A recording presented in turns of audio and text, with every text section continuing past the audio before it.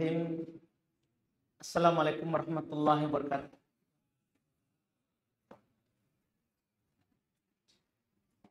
Alhamdulillahirabbil alamin. Wassalatu wassalamu ala Rasulillah nabiyina Muhammadin wa ala alihi wa ashabihi wa man tabi'ahum bi ihsan ila yaumiddin. Amma ba'd.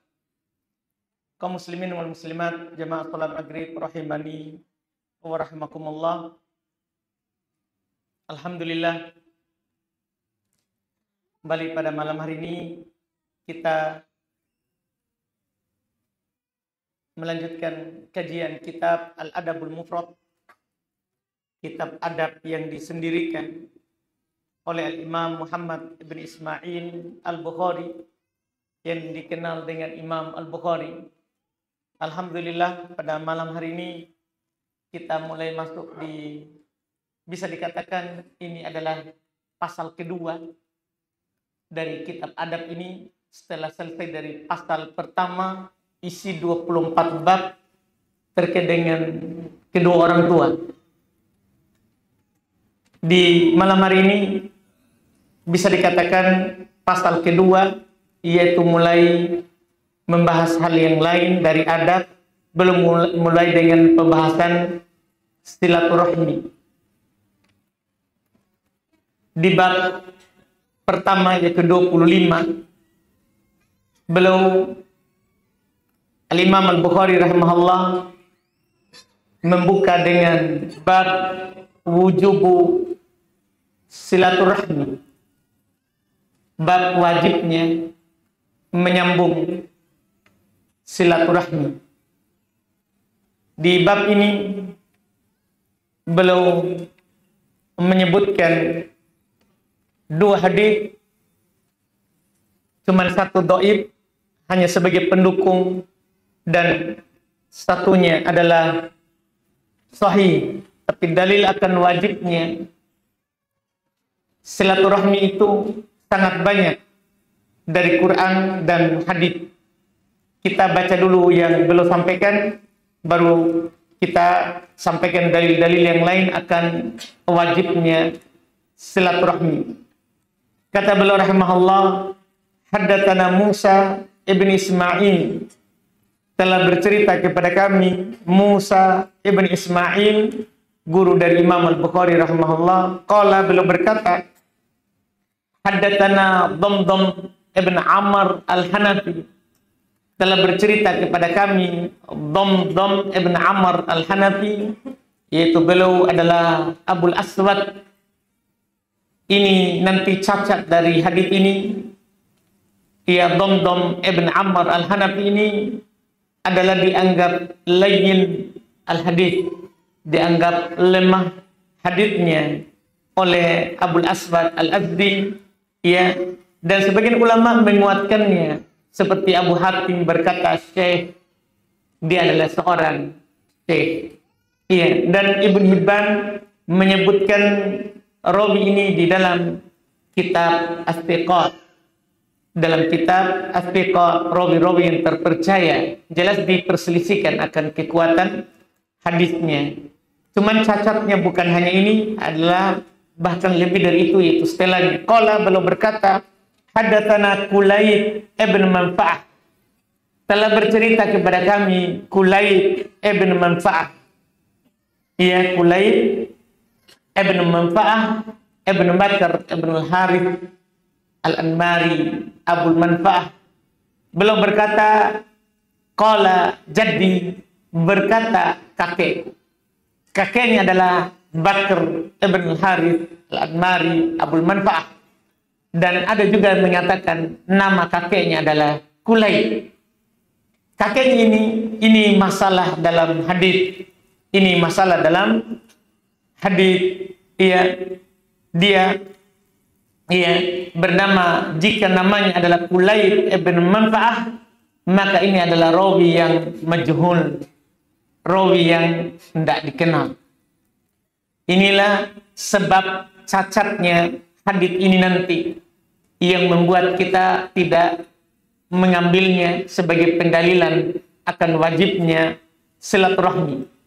Cuma nanti kita gantikan dengan ayat dari Al-Quran dan hadits-hadits yang lain yang lebih sahih.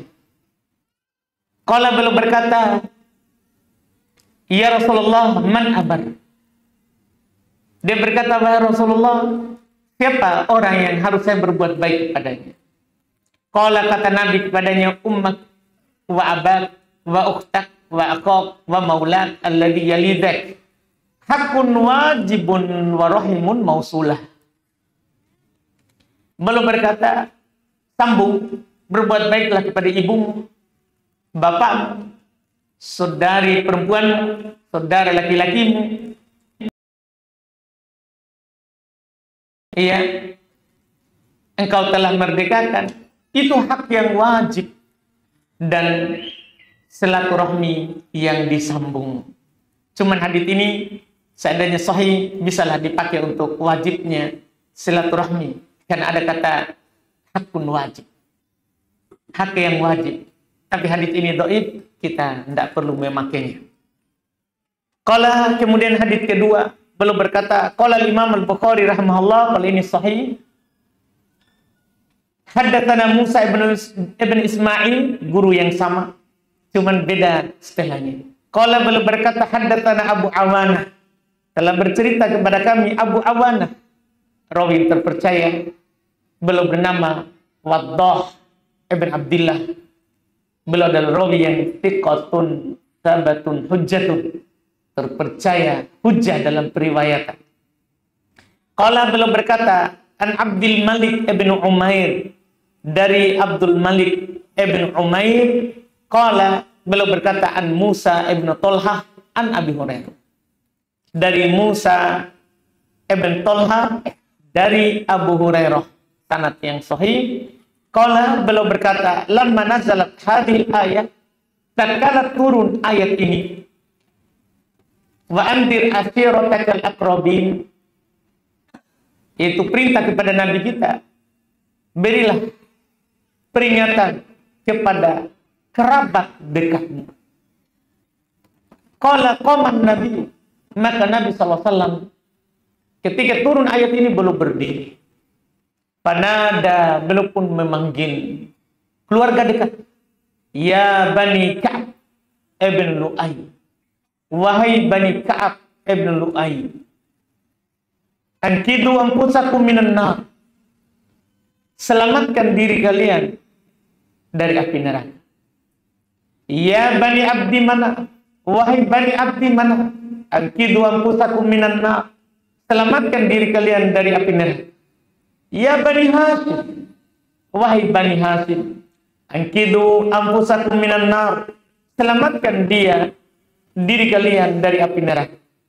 Ya Bani Abdul Muttalib, yang keturunan beliau langsung, wahai Bani Abdul Muttalib, ankidu anfusakum minan nar, selamatkan diri kalian dari api neraka. Ya Fatimah, anaknya beliau sendiri, wahai Fatimah binta Muhammad, putrinya Muhammad, ya, angkidi nafsaki minan nar, selamatkan dirimu dari api neraka.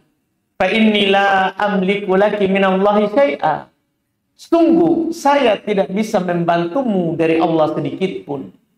Ghairu anna lakum rahiman ta'abulluhuma bibilaliha, hanya saja saya ini hanya memiliki hubungan kerabat dengan kalian, saya akan menyambungnya dengan baik.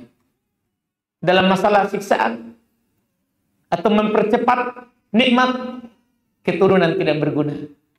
Kita hanya memiliki tali rahim yang saya akan menyambungnya dengan baik. Akan menyambungnya dengan baik. Ini hadis sahih. Menunjukkan kepada kita, ternyata di antara makna menyambung silaturahmi itu adalah mengingatkan keluarga dalam kebaikan. Bukan hanya sekedar ya kita mendatanginya, kita menanyakan keadaannya. Bukan, ternyata makna ayat ini, hadis ini yang belum sampaikan adalah menyambung silaturahmi adalah menasihati mereka, mengajak mereka di dalam kebaikan. Oleh karena itu, lewat hadis ini para ulama mengatakan wasilatu lirrahmi takunu bi anwa. Menyambung silaturahmi itu dengan beberapa cara. Yang pertama antakuna bi ta'limil ilmi. Yang pertama dengan mengajarkan ilmu. Jadi kalau ada dari keluarga kita mengajarkan kepada kita ilmu, berarti dia menyambung silaturahmi. Karena ini perintah pertama kepada Nabi kita sallallahu alaihi wasallam. Yang kedua, wasluhu bil mal. Menyambungnya dengan harta ketika mampu memberikan harta kepadanya dan ketika keluarga itu membutuhkannya. Ini yang kedua. Yang ketiga, wasluhu bil aqdam. Ini yang paling banyak bisa dilakukan. Menyambungnya dengan mengunjunginya. Atau sekarang kata para ulama, ya adalah dengan ya ibar al-wasail al-hadithah, lewat wasilah-wasilah yang baru sekarang, kal hati seperti lewat HP. Kita menelpon keluarga kita, tanya kabarnya. Iya, kita WA, tanya kabarnya. Itu sudah menyambung silaturahmi. Itu sudah menyambung silaturahmi. Ini yang dimaksud dengan menyambung di sini yang terkandung dalam hadis ini. Makanya para ulama rahimahumullah taala, makna umum dari menyambung silaturahmi adalah wadab umma amkar minasyarr bihasabit taqah. Ini makna umum dari menyambung silaturahmi. Kita menyampaikan, memberikan apa yang bisa kita lakukan berupa kebaikan, atau kita mengangkat, memperingan kesulitan yang keluarga kita dapatkan sesuai juga dengan kemampuan. Ini namanya menyambung silaturahmi dengan apapun yang kita punya. Apakah ilmu, harta, ya, atau bahkan dengan badan. Dengan badan. Dan hadis ini tentunya yang menjadi titik poin dari pembahasan penulis menunjukkan bahwa hal yang wajib disambung adalah dari kita ini adalah keluarga kita yang ke atas, demikian pula ke samping atau ke bawah. Ke atas maksudnya lihat Nabi. Siapa yang belum ingatkan? Iya. Keturunannya ke atas. Mulai dari Bani Abdul Muttalib. Paman-pamannya. Saudara dari ayahnya. Saudara dari ayahnya. Iya. Kemudian ke bawah. Belum ingatkan anaknya. Demikian pula. Kan ini turunnya di Makkah, tentunya belum hanya punya satu istri. Iya, ini ayat turun di Makkah. Tentunya belum di Makkah tidak punya lebih dari satu istri. Makanya belum juga, tentunya yang paling awal belum ingatkan adalah istri beliau Khadijah radhiyallahu taala anha, perempuan pertama yang beriman kepadanya. Ketika turun ayat ini belum ingatkan keluarga dekat. Boleh ingatkan keluarga dekatnya. Dan dari sini kita dapat faedah bahwa dalam masalah kebaikan yang kita dahulukan adalah keluarga. Walaupun pada dasarnya orang yang paling tidak bisa menerima nasihatnya kita adalah keluarga kita sendiri. Iya, keluarga kita sendiri. Yang sebagaimana yang dimaklumi bukan hanya dia dari kita, bahkan dari para nabi dan para rasul. Di antara yang menentang mereka adalah keluarganya. Adalah keluarganya. Bisa kita lihat dari Nabi Nuh, ada anaknya tidak mengikutinya. Iya.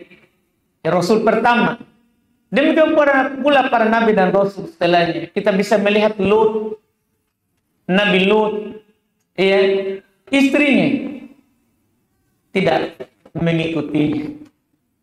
Tidak mengikutinya. Ini yang dipahami. Tapi kita sebagai keluarga wajib mengingatkan. Wajib mengingatkan. Itu adalah bentuk dari menyambung silaturahmi. Dan inilah yang wajib. Dikatakan awal wajib. Walaupun dalil yang belum sebutkan cuman tadi hanya bentuk perbuatan Nabi. Bentuk perbuatan Nabi yang pada hakikatnya dalil akan perintah menyambung silaturahmi itu sangat banyak. Kita bisa melihat ada surah An-Nisa, ya, di surah An-Nisa ayat 1. Kalau kita baca, ada isinya wattaqullah alladzi tasaaluna bihi wal arham innallaha kana 'alaikum raqiba.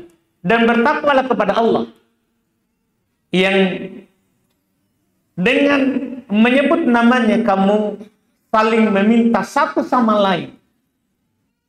Iya, saling bertanya satu sama lain. Wal arham, kata Allah, dan peliharalah yang namanya rahim. Hubungan kekerabatan. Hubungan kekerabatan. Ini perintah langsung dari Allah Subhanahu wa taala. Demikian pula bisa kita lihat surat Muhammad. Surat Muhammad yang menunjukkan tidak bolehnya kita memutus silaturahmi. Yaitu firman Allah di ayat 22-23, "Fahal asaitum in tawallaitum an tufsidu fil ardi wa tuqatti'u arhamakum. Ulaika alladziina la'anahumullah fa asammahum wa a'ma absarahum." Ini sekaligus menunjukkan bahayanya memutus silaturahmi. Kata Allah, maka apakah kiranya jika kamu berpaling dari Islam, kamu membuat kerusakan di muka bumi dan memutuskan silaturahmi, itu yang disebutkan.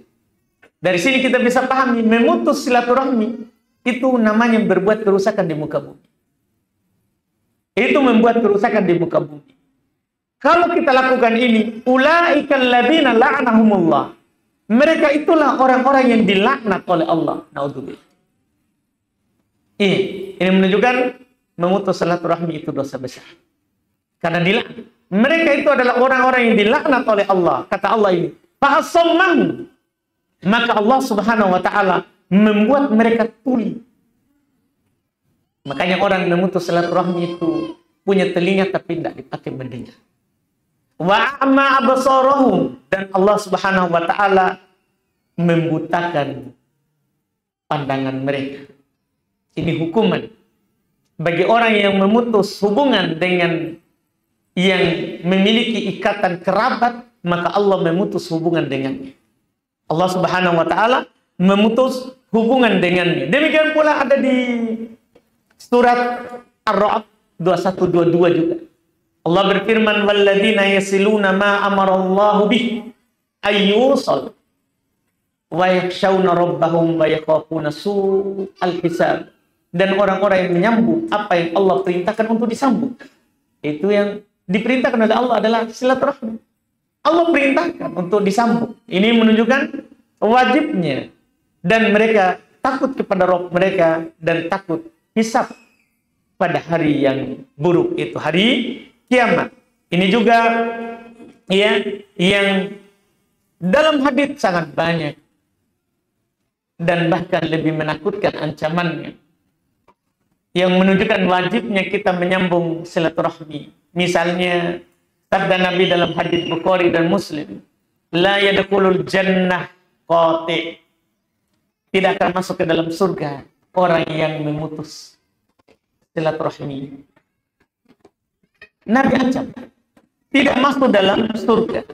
Ini juga yang Nabi SAW katakan dalam hadits Abu Hurairah riwayat Imam Al-Bukhari dan Imam Muslim, man kana yu'minu billahi wal yawmil akhir falyasil rahimah.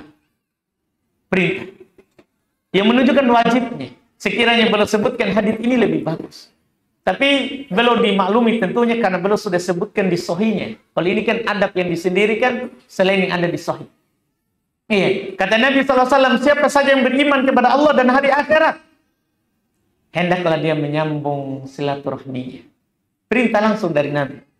Yang menunjukkan wajibnya hal ini. Bahkan Allah Subhanahu wa taala di hadis Bukhari Muslim juga Allah katakan di hadis qudsi, Ana Rahman wa hiya Rahim. Syaqaqtu lahasman minasmi. Faman wasolaha wasoltuhu wa man qata'aha qata'tuhu. Akan datang juga nanti sebagian hadisnya. Tapi ini kita mau menegaskan silaturahmi itu wajib disambung. Kata Allah Subhanahu wa taala, saya adalah Ar-Rahman. Allah yang Maha Pengasih. Dan ini adalah rahim, hubungan kerabat. Saya, kata Allah, ambil namanya dari namaku. Jadi nama rahim itu dari nama Ar-Rahman. Makanya kata Allah, siapa yang menyambungnya, maka saya akan menyambung hubungan dengannya. Kan ini berasal dari nama Allah. Iya, orang yang memutus silaturahminya berarti tidak rahmat, tidak punya kasih sayang terhadap sesama. Keluarganya saja tidak, apalagi sama orang lain. Maka orang yang memutusnya, kata Allah, saya akan memutus hubungan dengannya. Saya akan memutus hubungan dengannya. Dan orang menyambungnya, saya akan menyambung hubungan dengannya.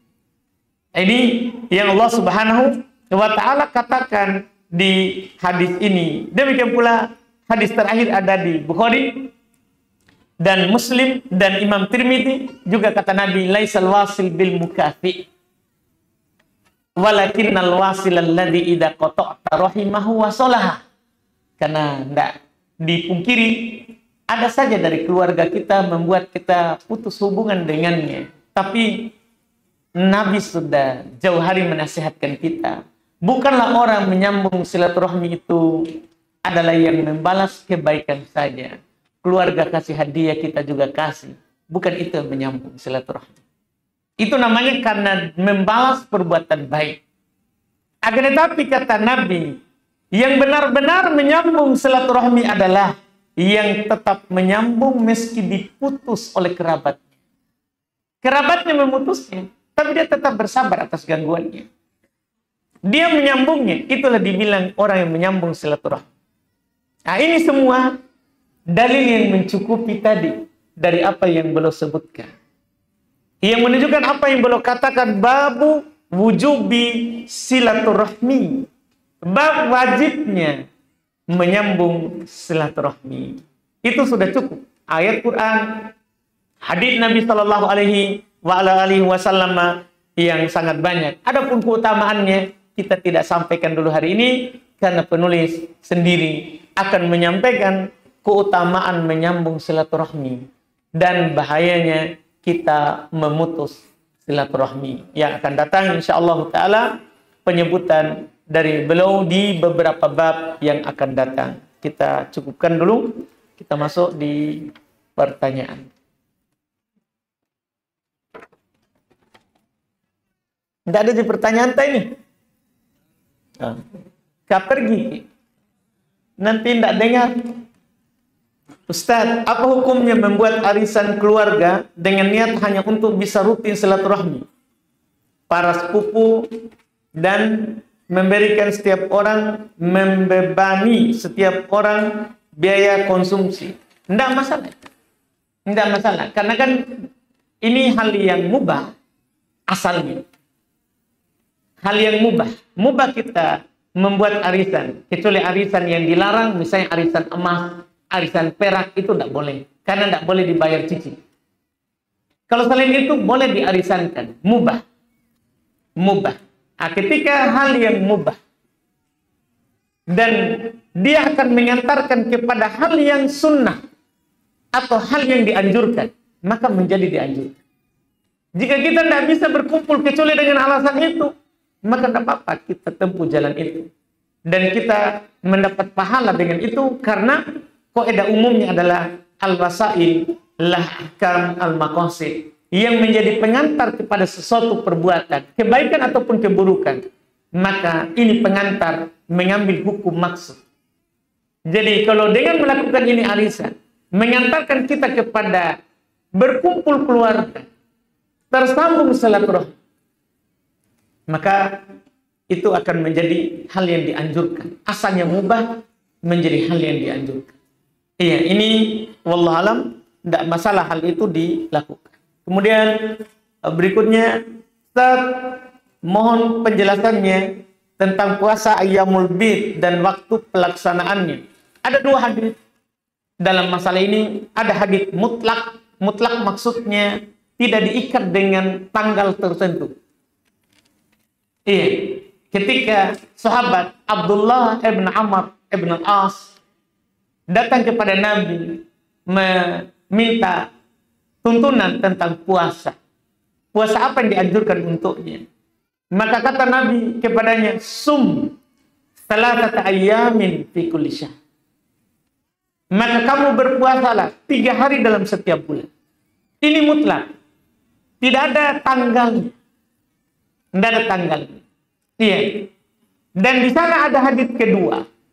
Hadis kedua, Nabi menyebutkan tanggalnya, yaitu tanggal 13, 14, dan 15 yang disebut dengan puasa Ayyamul Bid. Disebut Ayyamul Bid karena malam terang satu malam, sehingga disebut hari putih. Karena malam terang satu malam. Karena tanggal 13 itu bulan hampir satu malam penuh. 14 sedikit lagi satu malam penuh. 15 satu malam penuh bulan, menerangi langit bumi ini. Iya, ini disebut Ayyamul Bid. Bagi yang mengamalkan hadis yang mutlak, tidak apa-apa. Dia boleh berpuasa kapan saja dalam sebulan. Dan bagi yang mengamalkan dengan lafaz yang ditentukan tanggalnya, itu sudah masuk yang 3 hari dalam sebulan tadi. Itu 13, 14, dan 15. Iya, wallahualam. Ustaz, ini banyak hadis yang menyebutkan bahwa silaturahmi bisa memperpanjang umur dan melapangkan rezeki. Ini nanti akan datang memang hadisnya tentang ini, keutamaan menyambung silaturahmi. Bukankah umur manusia, rezeki, kematian, dan segala hal yang terjadi pada setiap makhluk sudah tertulis di Lauhul Mahfuz, yaitu kitab di sisi Allah yang memuat segala takdir sejak sebelum langit dan bumi diciptakan. Betul. Betul ini. Tidak ada pertentangan. Akan datang nanti hadis bersama kita insya Allah. Keutamaan menyambung silaturahmi di antaranya adalah akan memperpanjang umur, akan melapangkan rezeki. Tapi apakah ini bertentangan dengan rezeki dan umur itu telah ditentukan? Tidak. Tidak. Bahkan di Lauhul Mahfuz sudah ditentukan. Ini hambaku sekian umurnya. Tapi kalau dia sambung silaturahminya akan ditambah sekian. Itu juga ditulis. Itu maksudnya. Jadi jangan dipertentangkan. Ini bukan takdir baru. Ini takdir lama yang sudah ditulis. Kalau dia akan begini, akan begini. Jadi tidak ada pertentangan ya antara hadis yang akan datang dan apa yang kita sebutkan. Terus yang kedua, pertanyaan di kertas yang sama, mengapa menjaga silaturahmi disebut sebagai kewajiban bukan sekedar anjuran? Dan adakah batasan atau cara tertentu dalam bersilaturahmi menurut syariat Islam? Tadi kita sudah sebutkan tadi caranya. Ya, yang disinggung dalam hadis yang kita baca tadi, hadis kedua. Wa anzir ashiratakal aqrabin. Apa yang dilakukan oleh Nabi? Belum panggil keluarganya. Belum panggil paman-paman. Belum panggil anaknya. Itu bentuk silaturahmi. Mengajarkan keluarga ilmu. Mengajak mereka kepada kebaikan. Itu bentuknya. Dan ada tadi bentuk kedua dengan mal, dengan harta. Kita yatafaqqad ahwalahum. Kita mencari keadaan mereka. Apakah mereka lagi susah atau mereka lagi dalam kecukupan? Itu namanya dengan harta. Dan ketiga tadi bil aqdam.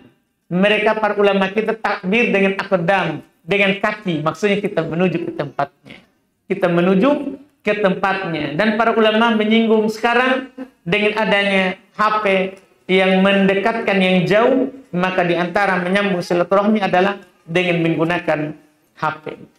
Ini yang tadi. Kemudian kenapa menjaga silaturahmi disebut sebagai kewajiban? Ya, karena kelihatan dalam hadis tadi. Pertama dalam hadis yang kita baca tadi, itu ciri orang beriman. Nabi kan katakan tadi, "Man kana yu'minu billahi wal yaumil akhir falyasil rahimah." Perintah. Siapa yang beriman kepada Allah dan hari akhirat, hendaklah dia sambung silaturahminya. Pakai lamul amr. Perintah, asal perintah. Kita baca di Quran atau hadis, perintah pasti wajib. Pasti wajib. Ini kenapa kita katakan wajib? Karena perintah Nabi. Dan itu langsung disebutkan ciri orang beriman kepada Allah dan hari akhirat. Itu alasan. Dan juga orang yang memutusnya diancam. Diancam. Tadi kita sudah baca ayat. Orang yang memutus silaturahmi, Allah melaknatnya. Allah melaknatnya. Ini kan dosa besar. Makanya kita katakan wajib. Wallahu a'lam. Ustaz, awal bulan ini seorang musafir yang singgah istirahat di sebuah masjid di Sibolga. Wah, Masya Allah. Iya. Kejadian di mana lagi kita kasih masuk ini? Tewas dianiaya dengan kejamnya. Tanpa perikemanusiaan. Ia diseret keluar dan dipukuli, bahkan dihantam kepalanya dengan buah kelapa oleh salah satu pelaku. Hanya karena ia numpang tidur di masjid. Kejadian yang sama juga pernah terjadi di salah satu masjid di Poros Limbung. Wah, luar biasa kita ya. Di Poros Limbung, Kabupaten Goa beberapa tahun yang lalu. Pertanyaannya, bagaimana sebenarnya fungsi masjid yang seharusnya menurut syariat Islam? Setahu saya di zaman Rasul, masjid adalah tempat paling aman bahkan untuk non-muslim sekalipun. Namun saat ini kebanyakan masjid dikunci rapat setelah jam sholat dan tidak ramah kepada para musafir yang ingin numpang istirahat. Ini tentunya ya perbuatan sebagian orang ya, tidak boleh kita salahkan masjid. Memang masjid itu adalah tentunya, kecuali masjid pribadi ya, kan masjid itu ada dua. Ada masjid pribadi, ada masjid wakaf untuk kaum muslimin. Kalau masjid pribadi, bebas. Dia mau tutup urusannya, kan punyanya. Selama dia tidak wakafkan, maka dia seperti rumahnya. Tidak boleh kita duduk di rumahnya orang. Tidak boleh kita masuk di rumahnya orang. Sama. Adapun kalau masjidnya adalah masjid wakaf, kita cuma ada kaitan, tidak boleh kita imam di masjid yang ada imam rawatib. Yang ada imamnya di situ. Adapun masalah masuk masjid, iya, perempuan saja kalau mau ke masjid tidak boleh kita halangi. Perempuan itu yang tempat terbaik dia di rumah. Tapi kalau dia mau ke masjid, tidak boleh kita tutup pintu, tidak boleh posisi. Dilarang kita. Kata Nabi, la tamna'u ima Allahi masajidallah. Jangan menghalangi hamba perempuan Allah di masjid. Tidak boleh kita bilang, tidak boleh kok di situ, itu dilarang kita melarang. Kecuali ada maslahat. Ada maslahat yang kita tidak melarangnya, cuma menyarankannya. Adapun melarang orang masuk masjid tidak boleh. Saat Nabi Fatu Makkah, megang Makkah tahun ke-8 Hijriah, maka beliau panggil pemegang kunci Makkah. Iya. Dan beliau katakan, jangan menghalangi hamba Allah yang masuk di masjid. Fi ayyatis sa'atin sya'. Di jam berapapun dia mau. Makanya masjid Nabi tidak ada pintunya dulu. Masjid Nabawi itu tidak ada pintu. Kan orang bebas masuk. Orang bebas masuk. Kan ini adalah wakaf untuk Allah. Tapi karena kejadian tadi itu person. Kesalahan orang, kalau ada kejadian begitu ya kita nasihati. Tidak boleh. Ya, fungsinya masjid adalah untuk tempat, di samping dia tempat sholat, dia adalah tempat berkumpulnya kaum muslimin. Tempat berkumpulnya kaum muslimin dan tempat ibadahnya orang muslim. Orang muslim tidak boleh dilarang untuk masuk. Masalah dia kotori karpet, tinggal diingatkan saja. Seperti sekarang banyak di masjid, tidak boleh tidur di karpet. Nah, itu kita maklumi, mungkin kotor karpetnya. Walaupun itu, ya namanya karpet dibeli untuk apa? Ya, karena Nabi SAW cuma mengingatkan, tidak boleh kencing, tidak boleh buang kotoran, tidak boleh meludah. Itu diingatkan. Nabi cuma mengingat. Iya. Kalau dilarang tidur karena akan keluar bebeknya, ini memang tidak boleh. Karena memang tidak boleh meludah di masjid. Tidak boleh. Datang seorang Arab pedalaman, karena masjidnya Nabi lantainya tanah, dia kencing di sudut masjid.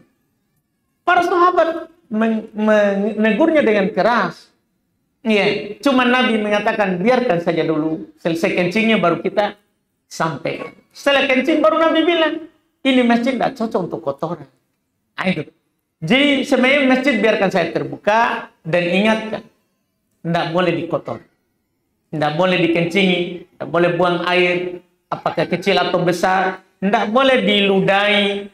Apalagi masjid sekarang. Masjid dulu Nabi mengatakan, orang yang meludah di masjid itu khoti'ah, kata Nabi. Itu dosa. Cara menghapusnya adalah menguburkannya. Dulu karena masjid. Masjid lantainya apa? Tanah. Sekarang masa dikuburkan, jadi kita mau apa? Kan enggak. Kita sekarang kalau lantai kita pel. Sekarang kalau seandainya karpet begini susah. Kita harus cuci ya. Cuci pakai ini. Buka satu. Kan susah.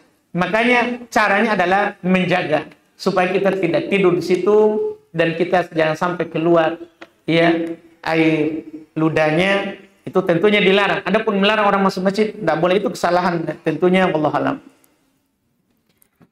Ustaz, benarkah ada pembagian takdir dua macam? Satu takdir mu'allaq, takdir yang dapat diubah dengan usaha.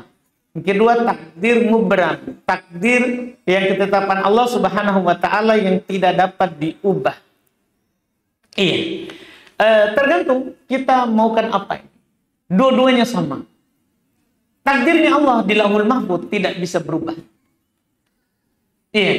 Dan ada takdir yang kelihatannya bisa diubah dengan berdoa, dengan menyambung silaturahmi, ya, dengan hal-hal yang dianjurkan dalam syariat yang mengubah takdir. Itu disebutkan adalah takdir yang tahunan, atau yang disebut dengan takdir saat orang itu lahir, yang ditulis dalam perut ibunya. Adapun di Lauhul Mahfuz itu yang tidak berubah. Itu yang tidak berubah. Dan apa yang berubah seperti tadi sebenarnya ini, kita sebenarnya cuman pembagian ini dilihat dari nas yang dalil yang datang. Karena ada yang mengatakan berubah, ada yang mengatakan tidak pernah berubah. Dan jawaban saya tadi itu sudah titik itu. Penyelesaiannya begitu sebenarnya. Iya, takdir itu memang tidak akan pernah berubah asal. Tapi kenapa ada hadis yang mengatakan doa bisa merubah takdir? Itu juga sudah ditakdir. Itu juga sudah ditakdirkan. Yang kita ini katakan ini adalah karena dua hadis tadi. Dua hadis tadi. Sehingga ada yang mengatakan takdir yang di Lauhul Mahfuz itu takdir mubram, yang tidak akan pernah lagi diubah. Adapun takdir yang diubah dengan menyambung silaturahmi, itulah mereka bilang takdir mu'allaq, takdir yang digantung dengan sebab, yang digantung oleh sebab. Iya, ini kita sebenarnya hanya menyebutkan dua dalil, dan itu yang kami sebutkan di awal itu adalah kompromi dari dua dalil tadi. Silakan. Bagaimana kalau kita menemukan seseorang yang kita sudah melakukan, tetapi karakternya memang tabiat dasarnya tidak menjengkelkan, Ustaz. Sehingga dalam hubungan kita hanya mungkin saya saja dengan dia untuk menjaga silaturahmi. Apakah itu termasuk kategori memutuskan hubungan silaturahmi dengan dia. Baik, jadi harus bedakan ittiqa'us syarr, menghindari hal yang berbahaya, sama menjaga silaturahmi. Kita dianjurkan dua-dua. Dianjurkan kita sambung silaturahmi, tapi dari sisi lain kita harus menjaga diri supaya tidak masuk dalam hal yang berbahaya. Sama dengan Nabi bilang, ketika datang seorang dari jauh, dia bilang ke Aisyah, ini saudara paling jelek. Maksudnya akhlaknya. Belum ingatkan. Tapi saat dia mendekat, Nabi tetap senyum, Nabi tetap layani. Tapi untuk bergaul dengannya, maka kita dianjurkan untuk memilih teman yang soleh dan menghindari teman yang tidak soleh. Begitu, Pak. Dan itu bukan memutus silaturahmi, itu namanya penjagaan agama. Kan beda, Pak. Memutus silaturahmi sama menjaga agama. Ya, kalau kita pisah dengan seorang karena menjaga agama, bukan memutus silaturahmi namanya. Bukan. Itu namanya penjagaan terhadap agama. Cuman kita tidak boleh putus orangnya, hanya putus akhlaknya, sifatnya. Makanya Nabi tadi, dia belum ingatkan akhlak yang tidak bagus, tapi setelah dekat, belum tetap baik kepadanya. Ketika Aisyah bertanya, ya Rasulullah, bukankah tadi engkau bilang ini orang tidak bagus? Kenapa saat dia datang kamu senyum? Maka Nabi mengatakan, saya tidak mau orang lari menjauh dariku karena akhlakku yang tidak bagus. Nah, dari sinilah kita kalau ada orang berbuat tidak bagus, bukan berarti kita tidak bagus kepadanya. Tidak. Iya, kita tetap berbuat baik kepadanya kalau dia datang. Tapi untuk bergaul dengannya tidak. Karena kita diperintahkan untuk bergaul dengan yang baik. Begitu. Wallahualam. Ada lagi?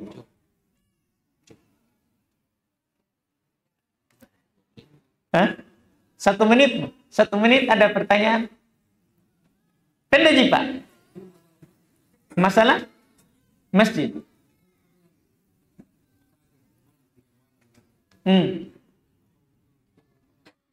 Siapa ini yang bermalam, Pak? Musafir betulan? Atau jamaah? Jamaah? Kan beda, Pak, toh. Iya. Kalau jamaah dia salam mentong. Iya. Kita ini bercerita musafir, Pak. Musafir, haknya mesti kasih saya bermalam. Kalau jamaah, Pak, kadang orang tidak suka mereka bermalam karena ada hal lain. Dia bawa kompornya, dia pindahkan rumahnya ke masjid. Salah mentong gitu, Pak. Jadi kasih pindah rumah masjid rumah di masjid. Tidak boleh. Jadi itu, Pak. Kita paham kita? Alhamdulillah. Baik, kita cukup. Panas ini, Bapak. Baik, alhamdulillah. Kita cukupkan. Subhanallah, hamdika, asyhadu an la ilaha illa anta, astaghfiruka wa atubu ilaik. Assalamualaikum warahmatullahi wabarakatuh.